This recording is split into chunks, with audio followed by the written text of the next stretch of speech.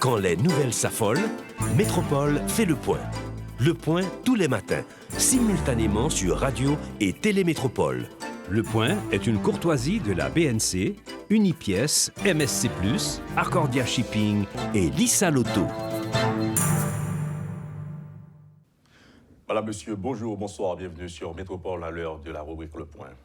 Après une conversation téléphonique avec le leader russe, le président Vladimir Poutine, le président français Emmanuel Macron a dit cette phrase et nous citons « La guerre n'est plus dans nos manuels d'histoire, elle est sous nos yeux ». C'est de même qu'en Haïti, nous pouvons dire que l'insécurité n'est plus dans nos manuels d'histoire, s'il le faut. Elle est réelle, évidente en Haïti. Et la presse n'en fait plus, si vous voulez, de grands titres, comme si lorsqu'on va annoncer une édition de nouvelles, il fallait mettre l'insécurité, le phénomène du kidnapping en première position. Ce n'est plus le cas parce que ça devient un fait anodin. Tout le monde en parle, ou bien on n'en parle presque plus parce que l'on sait que comme le soleil se lève, chaque jour, s'il le faut, et en Haïti, il faut recenser par dizaines, s'il le faut, des cas de kidnapping. Toutes les personnalités de tous les secteurs ou de toutes les couches sociales ont déjà été touchées par ce phénomène de kidnapping. Alors, que doit faire la société ? Qu'on ne se cache plus derrière son petit doigt pour dire que c'est la presse qui fait grossir, si vous voulez, les choses, mais elle est réelle. La guerre, l'insécurité donc, dans notre pays, donc cette forme de guerre à laquelle nous faisons face et pour laquelle personne ne trouve de solution aujourd'hui. Mais on en parle quand même, et aujourd'hui, pour en parler, on a sur le plateau le colonel Imler Ribu, expert dans le domaine de la sécurité. Il s'agit du colonel Imler Ribu, stratège militaire aussi, qui d'ordinaire sonne, si vous voulez, attire l'attention sur ce phénomène. Et aujourd'hui encore, pour en parler, il est là avec nous, avec vous, madame, monsieur, sur le plateau de Métropole. Colonel Ribu, bonjour, bonsoir, bienvenue chez vous sur Métropole. Bonjour, monsieur Desauguste, c'est un plaisir d'être là. Mes amitiés à Wendell, qui probablement est en vacances, et nous saluons tout le monde, tous ceux-là qui nous écoutent et nous regardent. Donc c'est comme une forme de guerre, l'insécurité en Haïti aujourd'hui, le phénomène du kidnapping notamment. Donc toutes les couches sociales en sont touchées. Une situation désastreuse, prévisible, pour laquelle les dirigeants se sont laissés glisser sur les pentes de l'irrationalité et que de prendre soin de nous, que de veiller sur nous. On a l'impression que nous avons été livrés par ceux-là qui avaient la charge de veiller sur notre sécurité. Livrés et piégés aussi, parce que aujourd'hui on dit que la police est infestée d'agents qui sont de connivence avec des bandits. Bon, c'est un phénomène totalement compréhensible. Et plus il y a ce genre d'inquiétude dans un espace social, et il faut savoir que les agents, d'abord, je dois dire que la police est une entité livrée. Livrée sans protection. C'est fort, ce que vous dites. C'est la réalité, malheureusement. On claironne à longueur de journée que tous les problèmes de la sécurité doivent être résolus par la police nationale.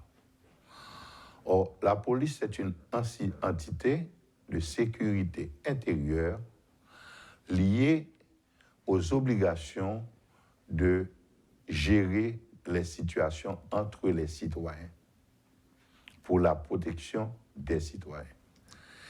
Quand on enregistre des problèmes d'insécurité, disons, des problèmes de sécurité intérieure Majeur. dans un État, il faut commencer par questionner la structure périphérique de défense de cet État. Les conséquences que nous subissons et qui tombent sur les uniques épaules de la police nationale sont celles de la déstructuration de toute la défense de la République. La défense d'un territoire commence sur les territoires extérieurs d'où une menace peut venir.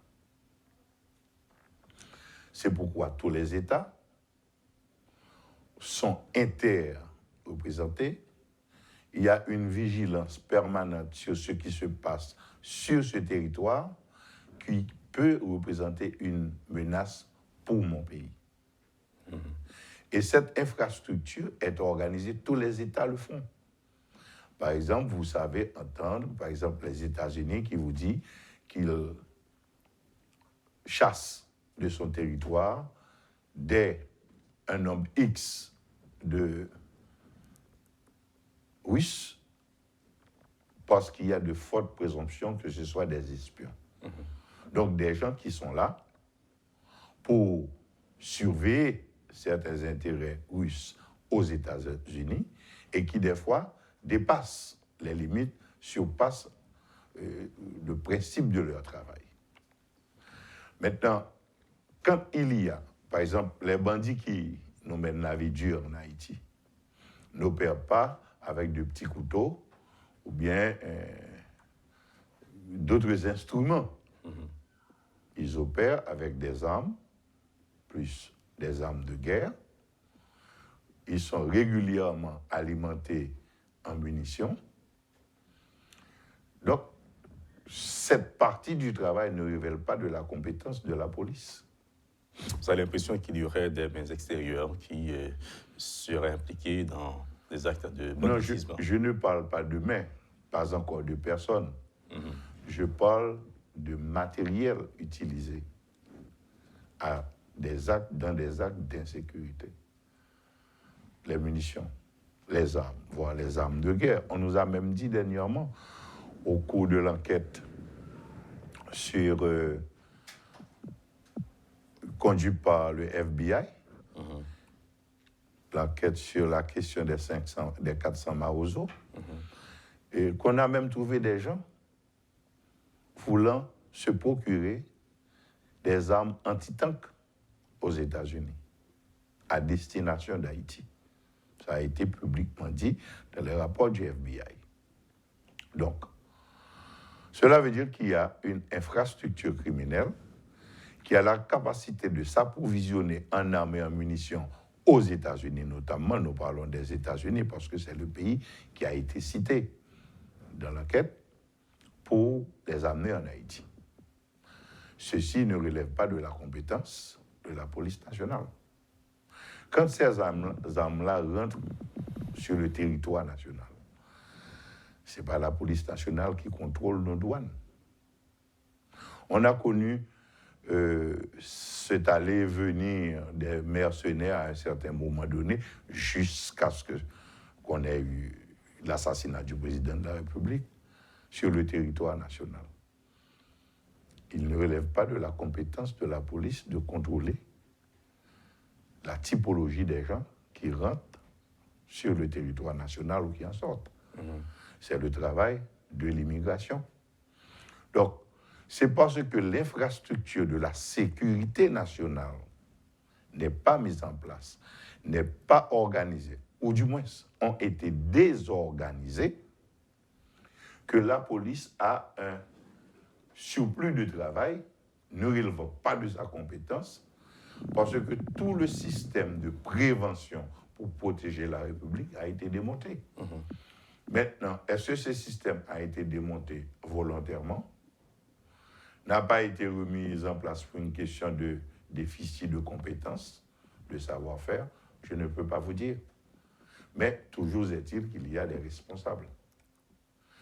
Nous avons aujourd'hui la plus haute instance de décision en matière de sécurité en Haïti, s'appelle le CSPN. Qui peut-être n'est pas à même d'assumer sa responsabilité, comme vous l'avez dit, le colonel Emile Rébu. Mais on voudrait souligner avec vous un point important, s'il le faut. 12 mars 2021, 12 mars 2022, déjà un an, un triste anniversaire pour la police nationale d'Haïti, ayant perdu au moins 5 de ses membres à Village de Dieu. Et depuis, donc, le pays connaît beaucoup plus de regroupements, de gangs, s'il le faut, d'hommes armés illégaux à travers, si vous voulez, les points les plus stratégiques du pays, notamment dans la zone où l'événement s'est passé. Ces bandits-là deviennent encore beaucoup plus puissants, donc font peur, si vous voulez, même à la peur, les gens qui ne peuvent même pas vaquer à leurs occupations. L'entrée sud de la capitale est abandonnée, plus de 4 départements sont abandonnés. Comment est-ce que vous voyez cette situation l'incapacité totale, si vous voulez, du CSPN même dont vous parlez, de répondre et de donner l'essentiel. Même les corps des policiers n'ont pas été retrouvés. Bon, on est dans un vaste désordre à la tête de l'État. Dans un vaste désordre où les compétences qu'il faudrait pour résoudre ce genre de problème ne sont pas là. Mais il y a plus. À longueur de journée, nous entendons des personnalités qui prennent position publiquement et en citant des noms de responsables impliqués dans des actes d'insécurité sur le territoire national. Il y a des rapports, il y a des noms qui sont publiquement cités et il n'y a jamais eu de correction. Il y a de toute façon, parce que ce qui se passe en Haïti, dans aucun État au monde ne pourrait arriver s'il n'y avait pas une situation de connivence entre les responsables de l'État et les bandits. Ça, c'est clair. C'est clair. Parce qu'il n'y a aucune réponse. On nous dit, m'pral, fok, n'a demandé. Maintenant, on en est au point où nos responsables nous disent qu'ils vont discuter des problèmes de sécurité intérieure d'un État avec des étrangers. Nous avons demandé tout partout. Bon, nous ne savons pas qui ça pour nous demander d'ailleurs. Nous avons demandé support, ils promettent, yap. Pendant que la nation croule sous le poids de l'insécurité. Ce n'est pas quelque chose d'innocent. Je ne sais pas combien de fois je suis passé à Métropole et peut-être sur d'autres stations pour dire attention que ce que nous avons là en face, ce n'est pas du banditisme. C'est quoi d'après vous? Mais c'est beaucoup plus important. C'est beaucoup plus important. Oui, dites-nous de quoi il s'agit. On vit dans une ville livrée. Écoutez, vous pensez que des bandits ont la capacité technique d'assiéger une ville? C'est peut-être dans ce sens que vous avez parlé d'encerclement de la région métropolitaine de Port-au-Prince. Ceci a été fait depuis bien longtemps. Il y a une petite image qu'on va certainement diffuser, donc que la technique va diffuser pour montrer, si vous voulez, la région métropolitaine de Port-au-Prince. Certainement, vous allez partager avec nous votre compréhension là-dessus. Vous avez donné des points stratégiques, encerclés, si vous voulez, de manière encore stratégique, ce que les bandits ne peuvent pas penser. D'après vous, ils n'auraient pas d'intelligence pour ça. Des bandits ne peuvent pas arriver à un niveau d'organisation aussi parfait. C'est malheureusement le terme qu'il faut employer. Port-au-Prince, c'est une baie qui a en face la mer et au-delà de Port-au-Prince, c'est le massif de la Seine qui part de l'extrême pointe du monde des enfants perdus et qui va jusque dans le sud-est, en passant par Seguin, Caille-Jacmel, etc. Et du massif de la Selle vers l'intérieur, tu prends Fussy, Kinskov, Thomasin, Pétionville, etc., jusqu'à arriver à Port-au-Prince. Donc, la ville est adossée au massif de la Selle et toutes les voies de sortie de l'extrême pointe du monde des enfants perdus, où passer Pernier, Dumé, Galette Roche-Blanche, où prend l'axe qui arrive à la Croix des Bouquets, qui va vers Cornillon, Grand-Bois. Vous descendez, vous avez l'axe qui conduit sur la route nationale numéro 3, qui va vers le plateau central. En descendant plus bas, vous avez Canaan. Et Canaan fait la jonction avec la route 9. La route 9 qui est directement reliée à Cité-Soleil. Cité-Soleil qui est sur le littoral. En bout de ligne, vous avez Village de Dieu, Martissan. C'est un travail hautement technique. Donc, selon vous, toutes ces zones-là sont occupées par des gangs Donc ça, ce n'est pas le travail du commun des mortels. Non. Qui pourrait être derrière tout cela? Je ne peux pas Cette vous dire. stratégie militaire. Je ne peux pas vous dire. Dans C'est certainement comme on l'encadrement. pourrait se poser la question, quels sont ceux-là qui sont derrière le trafic des armes, le circuit par lequel nous avons entendu dernièrement un bandit vous dire OK, on va résoudre ce problème. On a 30 000 balles pour moi, je dis, on va résoudre ce problème. Ça. Et c'est très rare qu'ils se prononcent publiquement sur un sujet, qu'ils ne disent la vérité. Qu'est-ce qui a été fait? Je ne suis pas au courant, en tout cas. En vous entendant le dire aussi, colonel Rébu, nous avons pu faire une phrase grâce ou à cause de ces expériences que ce que les bandits disent, ils le font. Ce qu'ils font, ils le disent. Mais les autorités haïtiennes disent souvent ce qu'elles ne font pas et font ce qu'elles ne disent pas. C'est-à-dire, il n'y a aucune parole d'honneur d'un côté, mais de l'autre côté. Je ne pense pas qu'on ait des autorités en Haïti. Parce que l'autorité est liée à la responsabilité. On peut avoir des gens en poste avec des titres, mais nous n'avons pas d'autorité. Parce que l'autorité n'est pas liée forcément avec le poste que vous occupez. L'autorité commence à prendre naissance à partir du moment où votre parole a une valeur pour la société. Et que vos décisions soient des décisions qui visent la tranquillité des citoyennes et des citoyens. Vous pouvez être quelqu'un avec un poste, mais vous n'êtes pas une autorité, parce que l'autorité ne vient pas avec le titre. L'autorité vient avec la gestion que vous faites de la fonction que vous occupez. La responsabilité. La responsabilité. On a le sentiment que certaines personnes qui sont devenues des chefs, parce qu'elles sont elles-mêmes protégées, n'ont aucune conscience de ce qu'endure la population. Parce que ce qui devrait être fait, mon Dieu, existe, tant dans la prévention que dans la réaction. Aujourd'hui, la police nationale dispose-t-elle de la totalité de son effectif? Si oui, dans quel état moral cet effectif-là est? Vous avez bossé tout à l'heure la présence et l'immixtion de certains policiers dans des relations avec les gangs. Mais il faudrait voir d'abord l'immixtion entre les chefs et les gangs, au départ. Vous parlez des autorités politiques, là, ou bien des autorités policières? Des autorités de toute nature. Pendant la gestion du président Jovenel Moïse, on a assisté à des choses extraordinaires, inimaginables, témoignant des relations certaines entre ceux-là qui nous dirigent avec les bandits.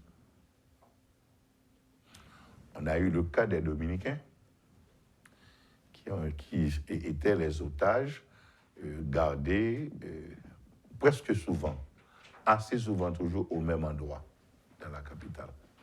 Mais nous avons entendu une femme proche du gouvernement nous dire qu'à 9h du soir, elle a été convoyée des gens qui étaient des otages sous ordre des instances concernées.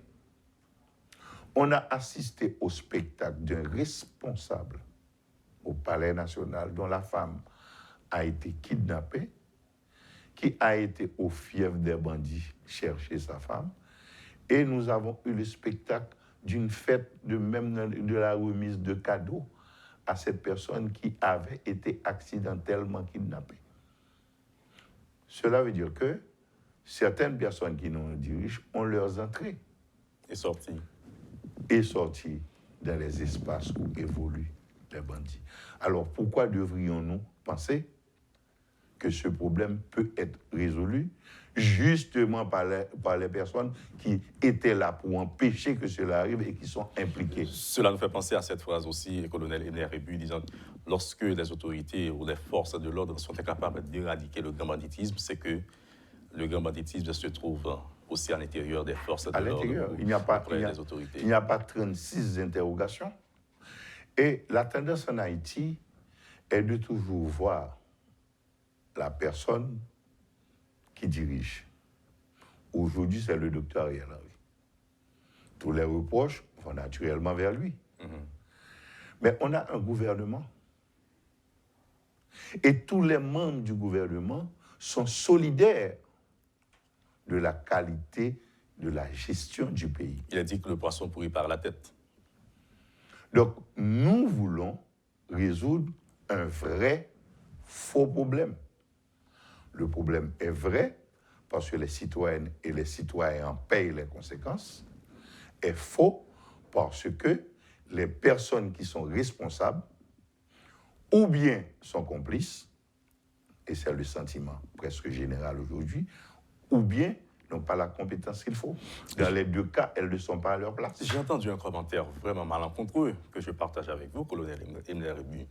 Une dame qui dit, aujourd'hui, moi-même, au lieu d'avoir des contacts de très haut placés dans le gouvernement, au sommet de l'État, je vais avoir des bandits comme contact. Parce que si on m'enlève, les autorités ne viendront rien faire pour essayer de me libérer.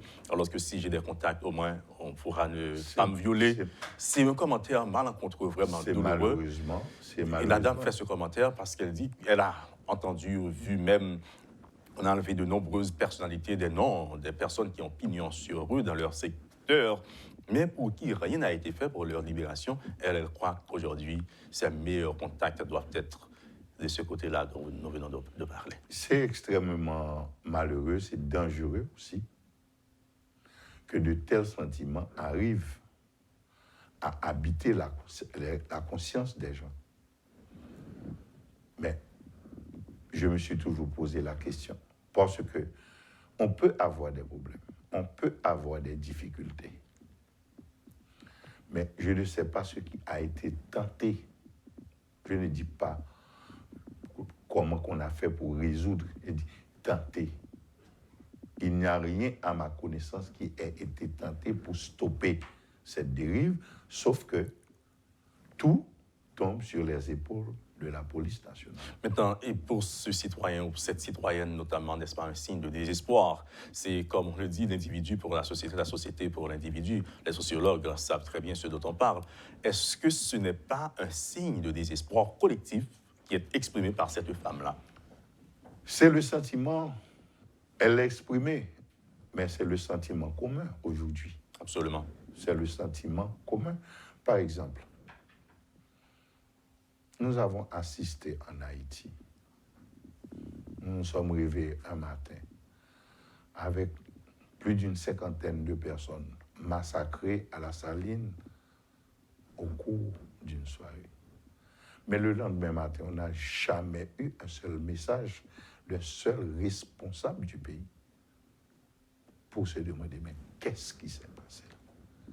Quand on a eu cette guerre ouverte contre les habitants, les résidents du Bel-Air, qui continue encore, de Sans-Fil, où les gens étaient chassés de leur demeure à 2h, 3h de l'après-midi, à moins de 500 mètres en ligne droite du Palais national.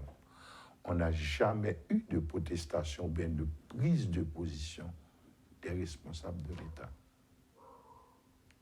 À moins de 300 mètres du Palais national et du Grand Quartier Général, un petit peu plus haut de la rue Montalet, si vous essayez d'aller aux anciens locaux des archives, vous ne pouvez pas traverser.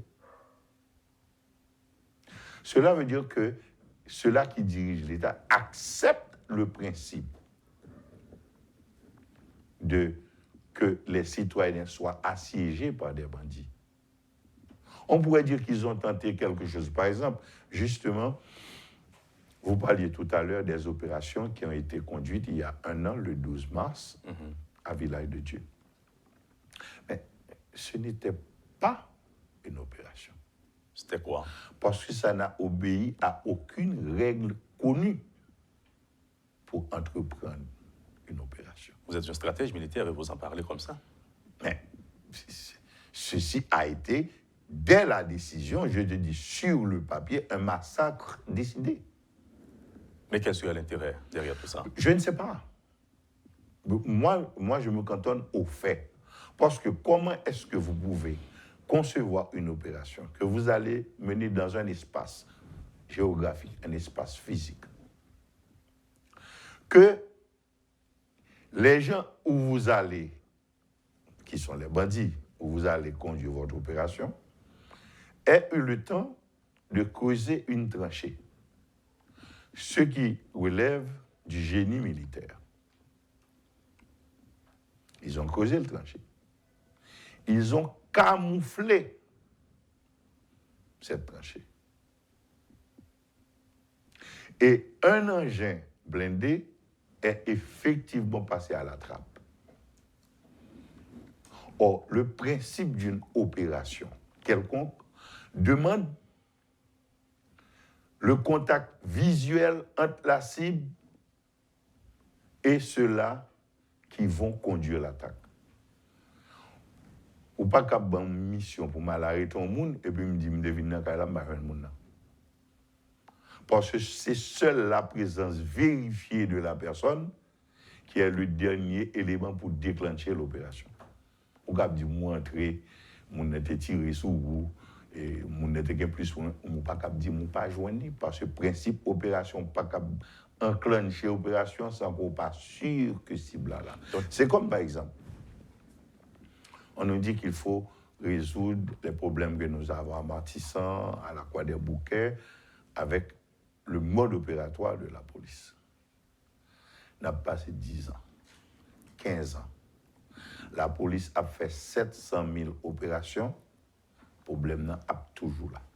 Donc, vous avez proposé, oui, vous avez dit que ça ne relève pas de la compétence de la police nationale d'Haïti, mais des forces armées, notamment des forces armées d'Haïti. On en parle après la pause, colonel Imler Rebu, si cela vous dit, mais vous nous partagez aussi votre compréhension de ce que cela peut avoir comme impact, si vous voulez, continue, j'allais dire même éternel, entre guillemets, sur la police, le fait pour la société d'avoir jamais pu récupérer les corps des 5 policiers tombés, massacrés, s'il le faut, donc à Village des Dieux lors de cette opération le 12 mars 2021. On en parle après la pause. Donc, colonel Rebu, stratège militaire, qui est avec vous, avec nous, sur le plateau de Métropole aujourd'hui. Donc, dans le cadre de cette émission sur la sécurité, vous pouvez avoir l'impression que nous sommes en train de philosopher, mais après la philosophie, certainement, il faudra qu'il y ait un peu d'action, car c'est l'action qui relève et élève une nation. C'est le temps de la pause. Dans un instant, nous reviendrons, chers amis. Le Point est une courtoisie de la BNC, Unipièce, MSC+, Accordia Shipping et Lisa Lotto. Bonjour, bonsoir à vous tous et à vous toutes. Bienvenue à la seconde tranche de la rubrique Le Point de Métropole. Nous parlons sécurité ou nous parlons insécurité. Donc avec le colonel Imler Rebu, stratège militaire. Bonjour, bonsoir colonel et bienvenue à la seconde tranche de la rubrique Le Point. La promesse qu'on s'est donnée, c'est que, ou t'as dit non, d'après vous, est-ce qu'on pas penser que ça va avoir un impact continu sur moral troupe, sur la police notamment, le fait que leurs frères d'armes ont été traités, donc notamment d'abord massacrés, mais ensuite traités pire que des chiens. Abandonnés. Le pire, ton il y a des gens qui ont bête qui mourir, chercher quoi à retrouver lui. C'est un exemple écœurant que nous apprenons là, mais les corps de ces policiers n'ont jamais été retrouvés. Est-ce que vous pensez que c'est des séquelles continues que les soldats, les policiers notamment, capables de vivre avec lui? Et si vous voyez une opération, même si mourir, même comme il ne peut pas trouver, à quoi ça sert d'aller au bout? Est-ce que vous pensez que ça va? Mais il y a pire qui a été fait. C'est-à-dire? L'État, dans sa représentation de l'époque, a récupéré le blindé. A récupéré un matériel.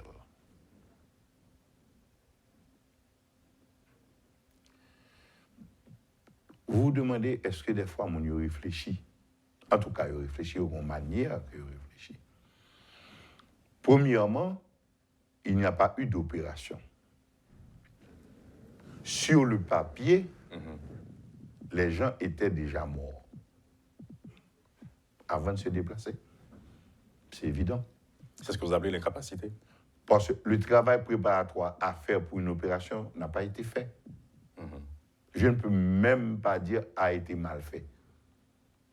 n'a tout simplement pas été. Parce qu'il n'existe pas un seul cas qu'on puisse retrouver des troupes dans cette situation. Imaginez, au cours d'une attaque, parce que c'est les agents du gouvernement qui ont été à l'attaque, donc qui ont pris la décision.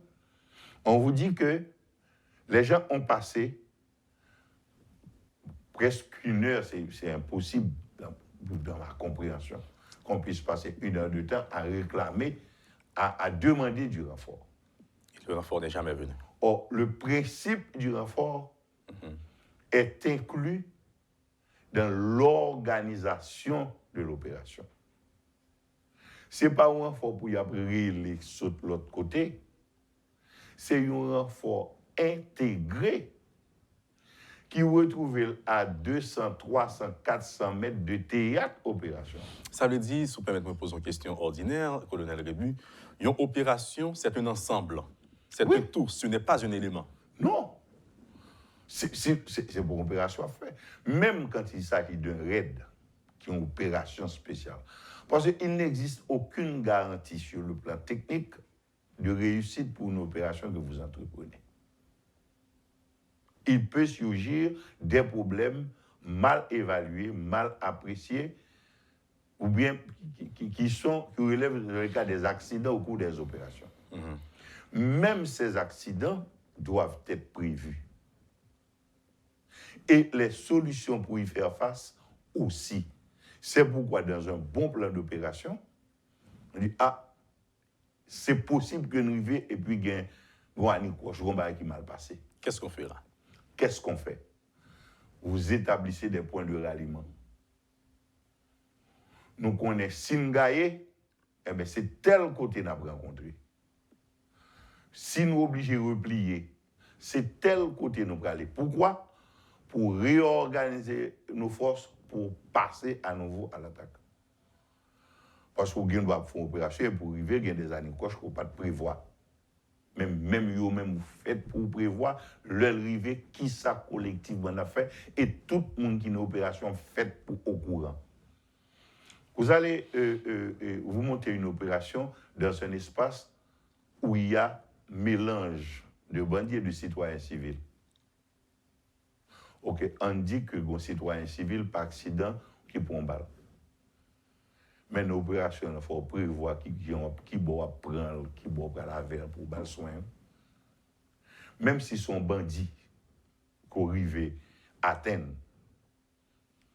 Mais une opération faite pour prévoir qui gens pour évacuer, qui gens pour prendre soin parce qu'on pas doit tuer.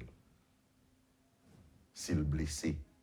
Donc s'il est blessé, il n'est pas opérationnel ou pas de droit tuer, il faut évacuer pour prendre soin. Pour une raison d'abord, pour respecter les règles en la matière, parce que même la guerre, il y a des règles. L'art de la guerre.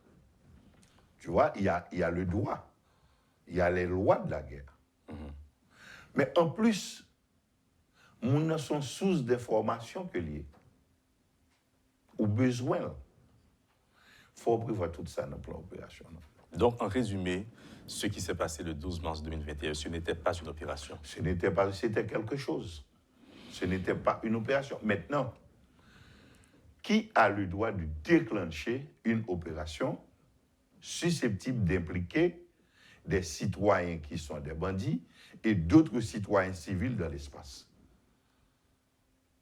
Ça ne relève pas de la seule compétence de la police de déclencher l'opération. Parce que les responsabilités, ce qu'on appelle les side effects, les effets secondaires, vont être des effets sociaux, donc politiques. Il y a une information qui fait quoi que tu as gagné, si vous voulez, des ordres et des contre-ordres.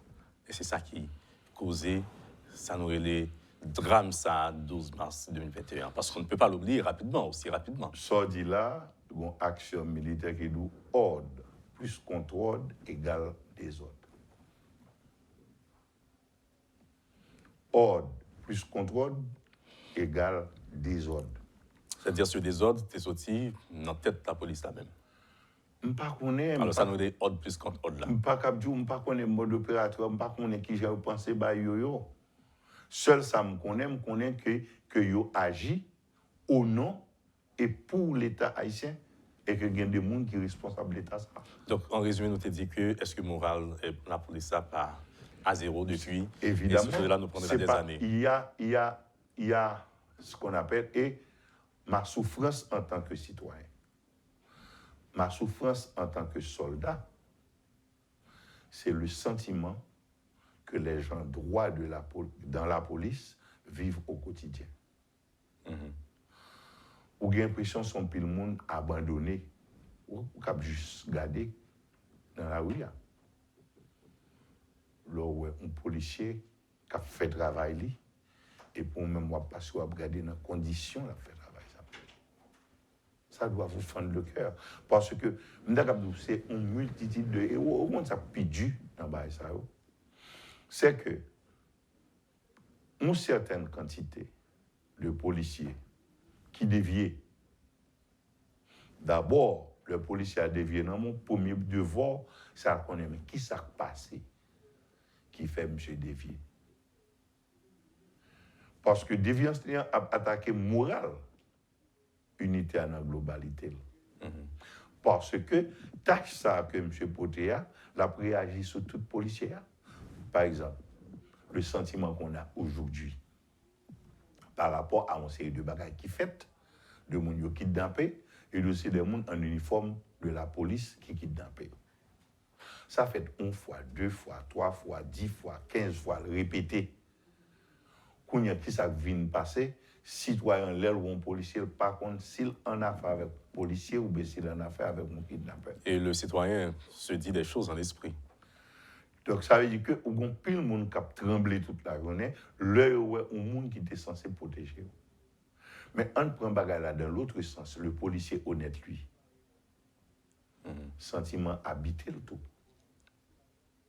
Et ça vient faire relation avec la population, vient des distorsions. C'est deux mondes qui peuvent, qui vivent dans l'espace que tu pour prendre une décision l'une pour l'autre. Donc, qui ça, autant dit, qui dit, qui est capable de raffermir confiance. Assez souvent, l'autant des gens qui dirigent, les gens qui sont responsables direct bagage ça, leur parler, bon sorti pire désarçonné que avant était parlé. Et m'attendais matin un reportage sur Métropole. Côté monde qui est responsable pour bailler population explication. Leur parler, on est venu parler, raconter pour lui, vieux de aller. Cela est que il n'y a pas de souci pour qu'on ait qui préoccupe. Parce que le journaliste, qu'est-ce qu'il fait? Son caisse de résonance liée. C'est lui-même qui a porté parole sa société à vivre, sentir, comprendre et qui a cherché réponse sociale pour lui. Qui doit pour le venir? Non, mais les gens qui sont responsables. Les gens qui sont responsables estiment qu'il n'y a pas de personne explication. Et que l'on doit venir prendre 2 tintins ou raconter et puis virer d'eau. Et ça, on dit à ces tintins, mon Dieu, pas plus. Il pas plus. On est capable de un monde qui est responsable pays, nous dit voyager, l'autre on n'a pas l'affaire de sécurité pays avec nous. Bon, ça va fait. Ça va fait à moins que ces blagues ouvrent les bails.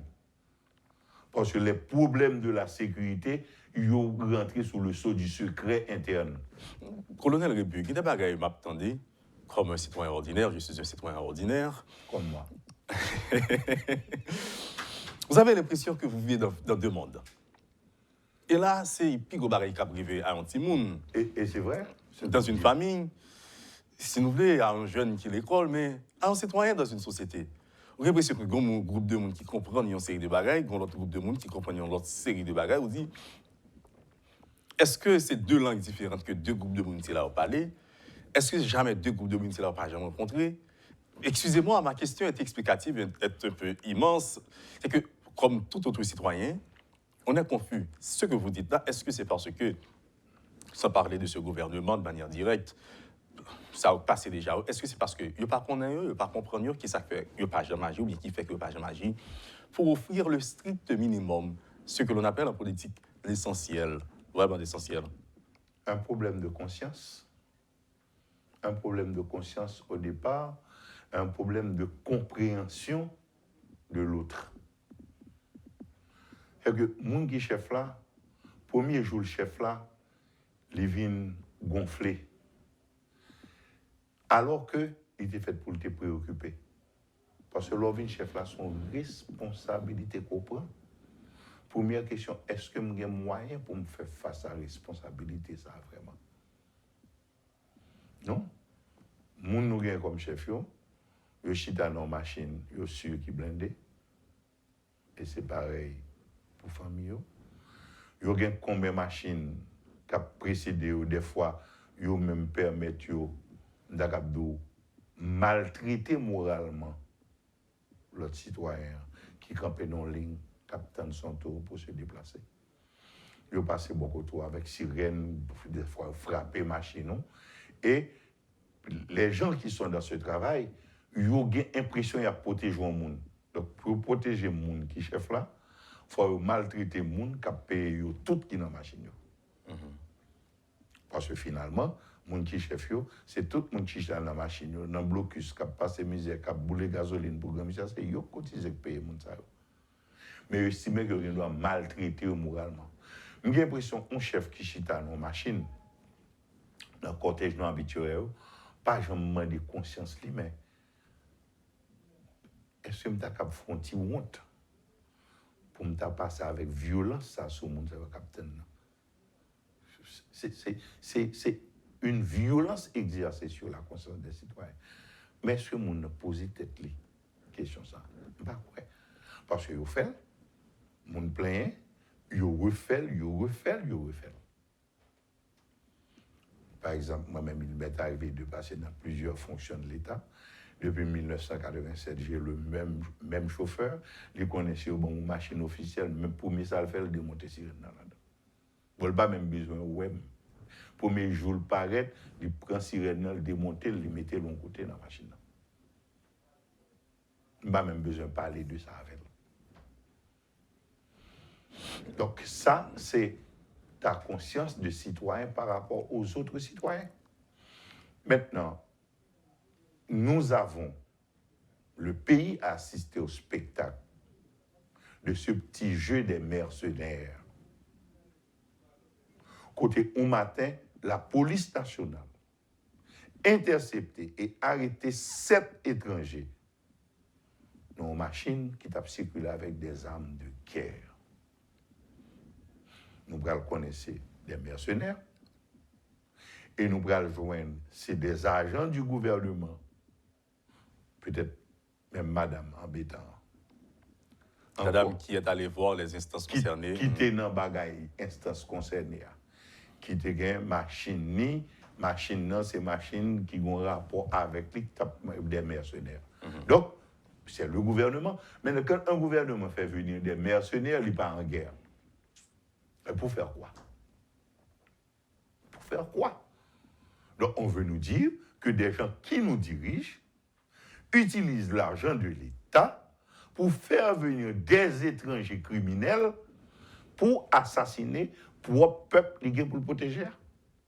C'est des autres, ça, qui culminent jusqu'à drame que nous venons connaître 7 juillet en la chambre présidente de la République. Quand tu vois le créole qui dit chimé bouton, c'est chimé malingue.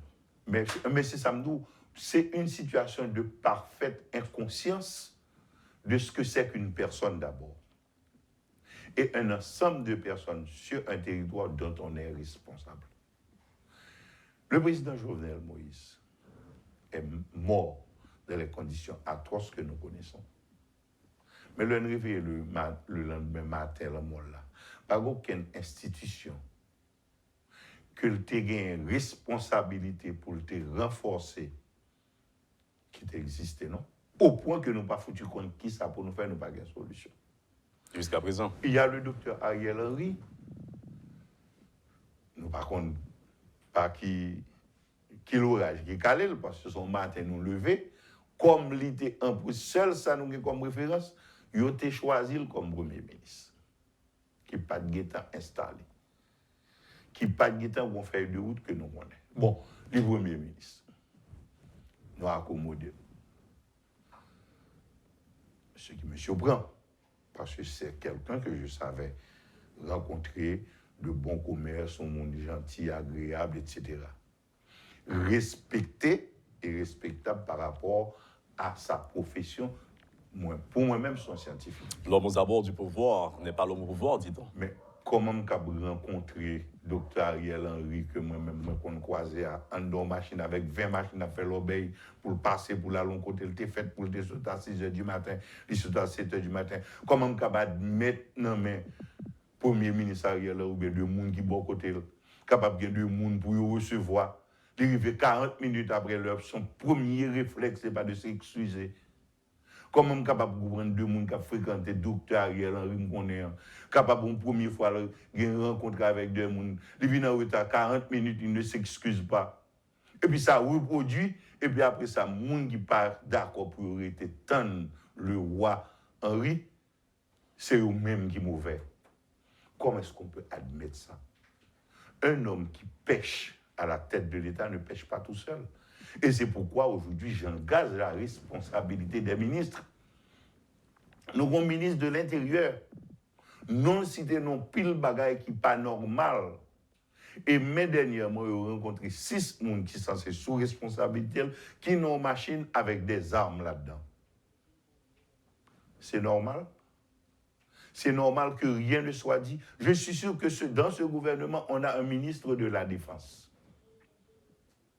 Je suis sûr qu'il y a un ministre qui a pris la responsabilité du ministère de la Défense nationale. Il n'a aucune responsabilité. Il y a des partis politiques qui ont signé avec le docteur Ariel Henry ce que l'on appelle l'accord du 11 septembre, l'accord de Messo. Cette affaire un gouvernement du 11 septembre. Efficace, apaisé. Mais ces gens-là ont une responsabilité aussi. Aujourd'hui, j'ai entendu le maître André Michel s'octroyer le droit de révoquer des ministres, de remplacer des ministres. Il est aujourd'hui responsable. Nenel Kassi, le sénateur, il est co-responsable de ce qui se passe là. Et Bon Supplice Bozil, dont la fusion des sociodémocrates est impliqué dans la gestion de ce gouvernement. Le député Jean-Tolbert Alexis, il n'y a pas que Ariel Henry. Maintenant, la question que l'on doit se poser, qui passera l'accord de Coup du Chat? Mais il faut faire attention parce que l'accord est toujours là. La tête du chat aussi. Parce que nous ne pouvons pas gagner tout un aéropage de monde qui le vont matin, ils prennent responsabilité en l'État. Et puis ça qui a passé là, en fait, moi pas dit pour résoudre le problème. Non. On doit essayer de résoudre le problème ou pas arriver à résoudre. Mais ils ont tenté quoi? Donc il doit savoir aussi qu'il n'est pas loin du Capitole que la roche tapéenne.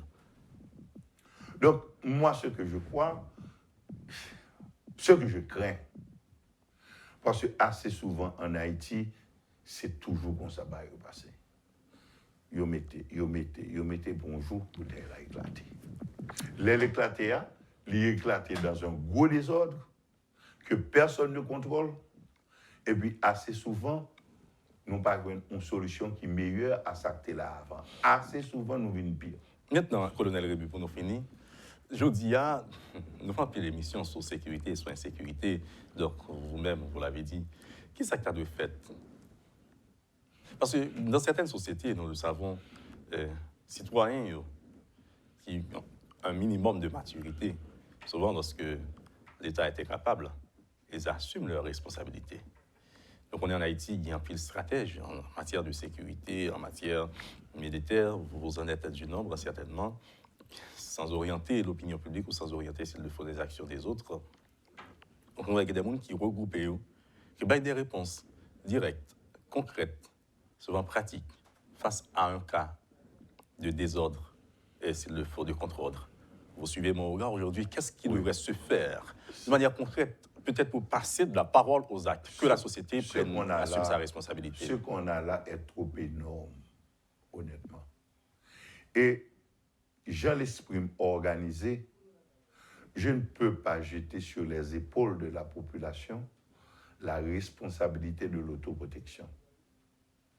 Tellement qu'on est dérive qui cap arriver non comme ça. Malheureusement, c'est ça cap menacé pour arriver. Et moi j'ai une crainte beaucoup plus grave. Et je le dis en toute humilité à ceux-là qui sont aujourd'hui responsables. Faites attention.